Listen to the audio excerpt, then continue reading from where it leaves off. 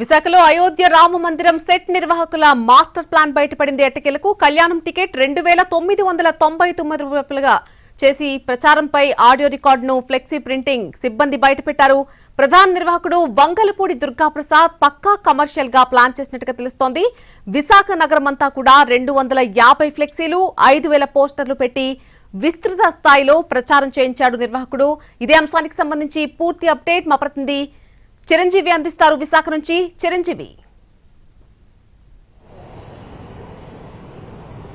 యశనండి, ప్రస్తుతం అయితే దేవుని పేరుతో వ్యాపారం ఎపిసోడ్లో రోజుకో ట్విస్ట్ బయటకు చూస్తుంది. మొదటి నుంచి కూడా ఈ కేసుకు సంబంధించి దేవుని ముసుగులోనే ఈ వ్యాపారం అంతా కూడా చేస్తున్నారు.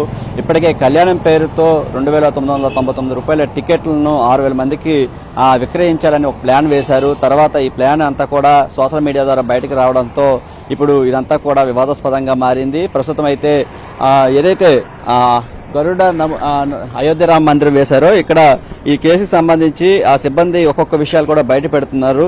మొత్తంగా చూసుకుంటే ఇప్పుడు ఈ కేసుకు సంబంధించి మేము ఎలాంటి విస్తృత ప్రసారం చేయలేదు, కళ్యాణానికి సంబంధించి మేము ఎలాంటి ఫ్లెక్సీలు వేయలేదని చెప్పి మొన్న మీడియా ముందుకు వచ్చినటువంటి ప్రధాన నిర్వాహకుడు వంగలపూడి దుర్గాప్రసాద్ ఇప్పుడు అతని తాలూకా ఆడియో రికార్డులు అనేవి వైరల్ గా మారాయి.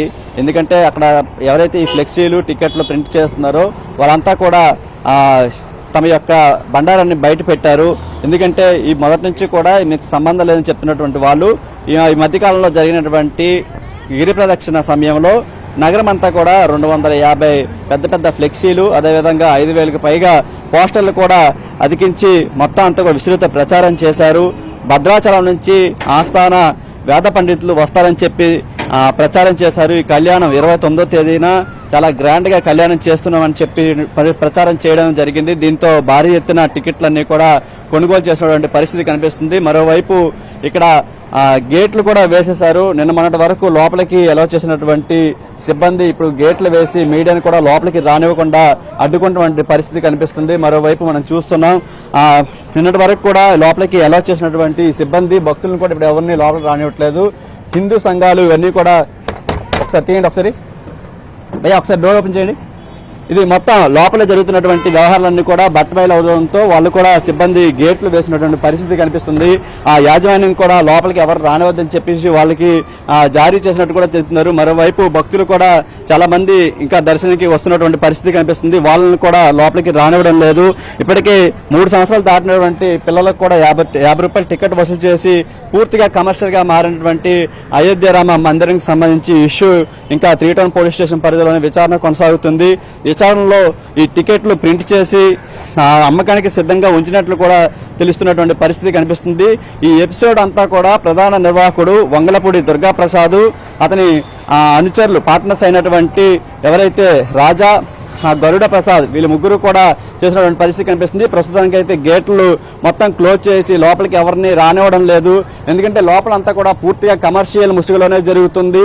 అక్కడ ఏర్పాటు చేసినటువంటి చెప్పులు స్టాండ్ అవ్వచ్చు, ప్రసాదం కౌంటర్ అవ్వచ్చు, మిగతా స్టాల్స్ అన్ని కూడా ఏది కూడా డబ్బులు లేకుండా జరగడం లేదు. ఇంత పెద్ద సెట్ వేశారు. సెట్ వేసిన తర్వాత వాటికి పెట్టుబడుల దగ్గర నుంచి మొత్తం వచ్చినటువంటి ఆదాయం వరకు కూడా మొత్తం వ్యవహారం అంతా కూడా నిర్వాహకుడు దుర్గా ప్రసాద్ ఈ అండర్లోనే జరుగుతుంది. మొదట ప్రెస్ మీట్కి వచ్చి మేము ఎలాంటి ప్రచారం చేయలేదని చెప్పుకొచ్చినటువంటి దుర్గా ప్రసాద్ ప్రస్తుతం అయితే మనం చూస్తున్నాం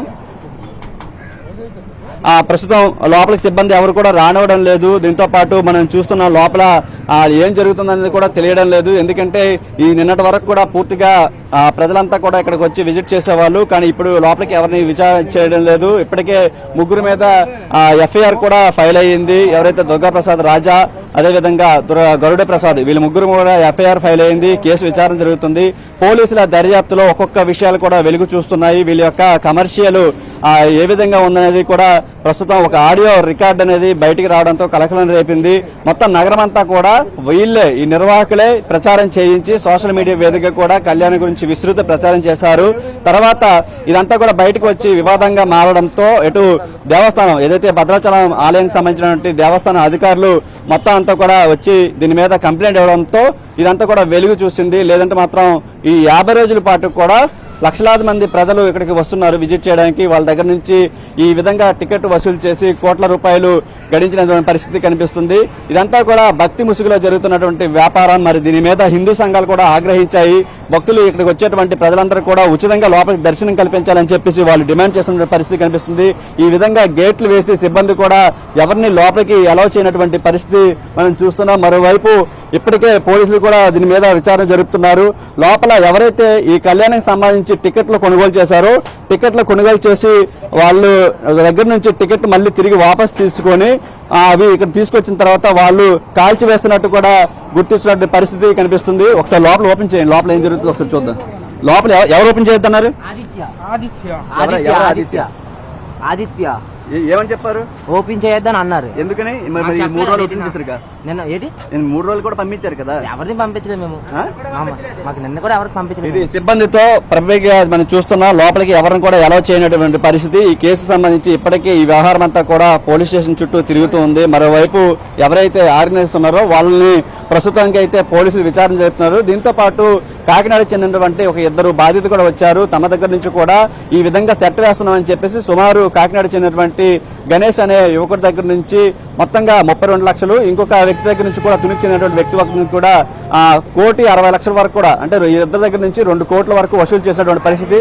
మొత్తం ఈ సెట్ అంతా కూడా వీళ్ళు 45 రోజులకి వీళ్ళు పర్మిషన్ తీసుకున్నప్పటికీ తర్వాత జనాల నుంచి వస్తున్నటువంటి ఆదరణ చూసి ఈ విధంగా వాళ్ళు ఇష్టానుసారంగా డబ్బులు వసూలు చేయడం, కళ్యాణం పేరుతో మరో దోపిడీకి ప్రయత్నించడం కూడా జరిగింది. దీనికి సంబంధించి అయితే మనం చూస్తున్నాం.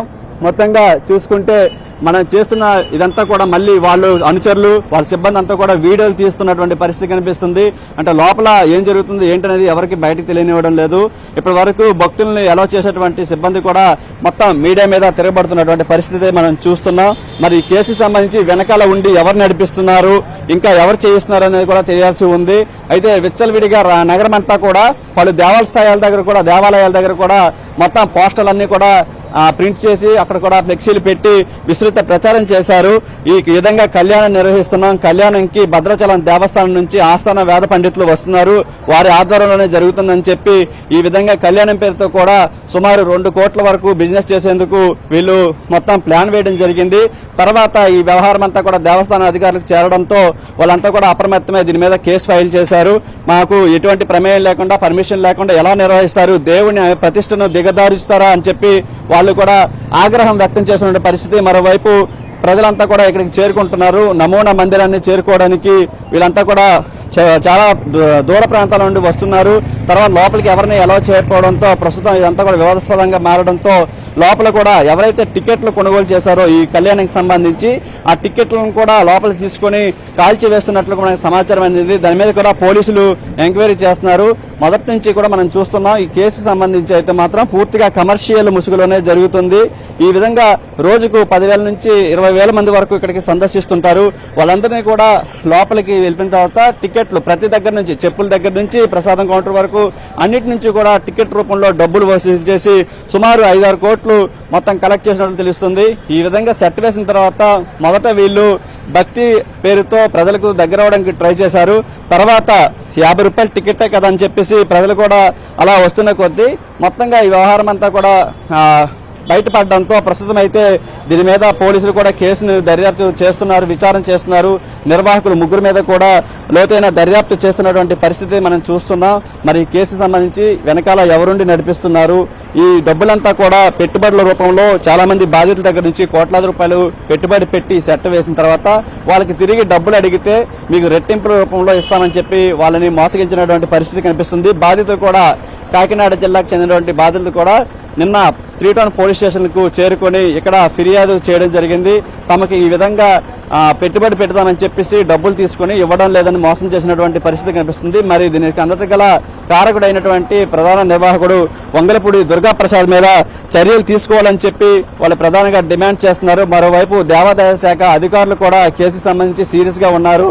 ఎందుకంటే దేవుని ముసుగులో ఈ విధంగా భక్తుల మనోభావాలను దెబ్బతీస్తూ లోపల ఏం జరుగుతుందో తెలియదు. టికెట్ల రూపంలో అంటే చెప్పులకి ప్రసాదంకి ఇవన్నీ కూడా ఒక ఫ్రాడ్ అనేది కమర్షియల్ మోడ్లోనే పూర్తిగా జరుగుతున్నటువంటి వ్యవహారాన్ని మనం చూస్తున్నాం. నిన్నటి వరకు మీడియాను కూడా లోపలికి అనుమతించినటువంటి సిబ్బంది ఈ రోజు ఈ వ్యవహారం అంతా కూడా రోజు రోజుకి ముదరడంతో దాంతోపాటు ఈ కేసుకి సంబంధించి వాళ్ళు పార్ట్నర్స్ అవ్వచ్చు, అక్కడ సిబ్బంది అవ్వచ్చు, వీళ్ళంతా కూడా అక్కడ జరుగుతున్నటువంటి మొత్తం దృశ్యాలన్నింటినీ కూడా లోపల జరుగుతున్నటువంటి ఘటనకు సంబంధించి అక్కడ అరాచకాలన్నింటినీ కూడా ప్రస్తుతం ప్రజలంతా కూడా చూడాలని చెప్పి ఆడియో క్లిప్స్ కూడా విడుదల చేస్తున్నటువంటి పరిస్థితి కనిపిస్తుంది. వాళ్ళ మధ్య జరిగినటువంటి సంభాషణ అవ్వచ్చు, ఇవన్నీ కూడా. మరి ఈ ఫ్రాడ్కి సంబంధించి అటు పోలీస్ యంత్రాంగం, మిగతా జిల్లా అధికార యంత్రాంగం, దాంతోపాటు దేవాదాయ శాఖ అధికారులు ఏ విధంగా రియాక్ట్ అవుతారో చూడాలి. విచారణ అయితే జరుగుతుంది. ఇప్పటి వరకు ఎఫ్ఐఆర్ అయితే ఫైల్ చేశారు, కానీ దీని మీద ఇంకా తదుపరి చర్యలు అనేది ముందుకు సాగడం లేదు. మరి కేసుకి సంబంధించి ఏ విధంగా తదుపరి విచారణ, తదుపరి చర్యలు ఉంటాయనేది కూడా తెలియాల్సి ఉంది. ప్రధానంగా ఈ ముగ్గురు మీద ఎఫ్ఐఆర్ ఫైల్ చేసినటువంటి పోలీసులు ఇప్పటి వరకు మరి ఎటువంటి చర్యలు తీసుకోలేదు. మరి తర్వాత ఎటువంటి చర్యలు తీసుకుంటారనేది చూడాలి. మరి టికెట్లకు ఉన్నటువంటి భక్తులు ఎవరైతే ఉన్నారో వారంతా కూడా టికెట్లు వీళ్ళు ఫోన్లు చేసి టికెట్లని తిరిగి వసూలు చేసుకొని ఆ టికెట్లు ఎవరికి బయటికి రాకుండా కాల్చివేస్తున్నారు.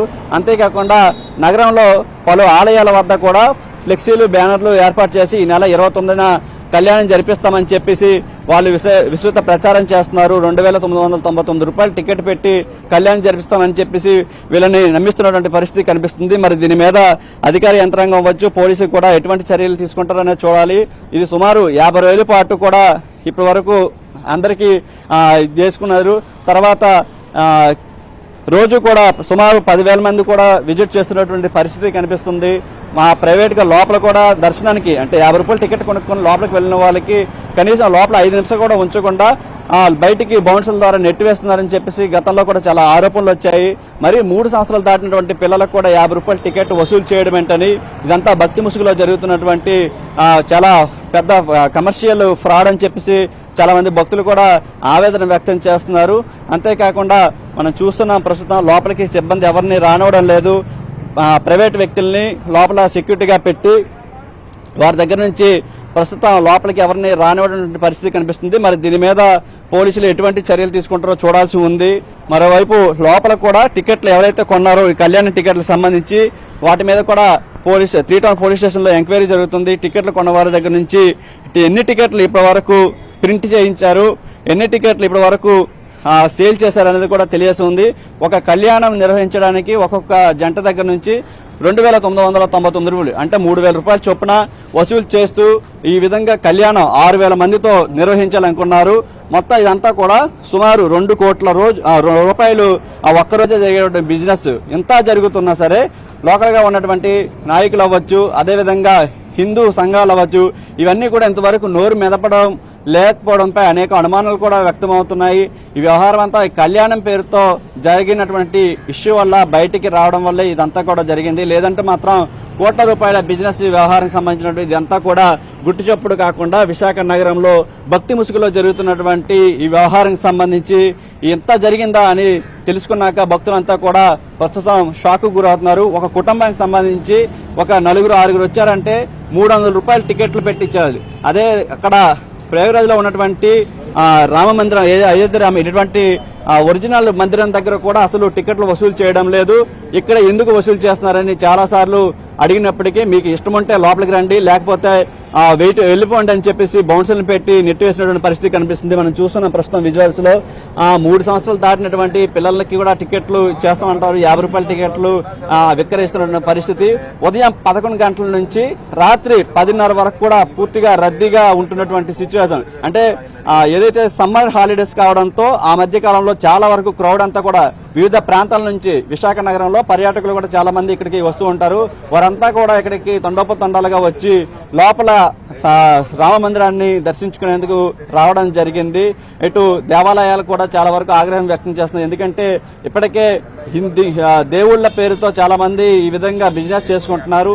ఇలా ఎక్కడ పడితే అక్కడ ఇటువంటి భారీ సెట్టింగ్లు వేసుకుని ఇష్టానుసారంగా దోచుకుంటే మరి రేపొద్దున్న అసలు హిందూ ధర్మం మీద వీటి మీద ఎవరికి నమ్మకం ఉండదని చెప్పేసి చేస్తున్న పరిస్థితి కనిపిస్తుంది. మరోవైపు రానున్న వినాయక చవితిని కూడా దృష్టిలో పెట్టుకుని చాలా వరకు ఇప్పటికే కొంతమంది భారీ సెట్టింగ్లు వేస్తున్నారు.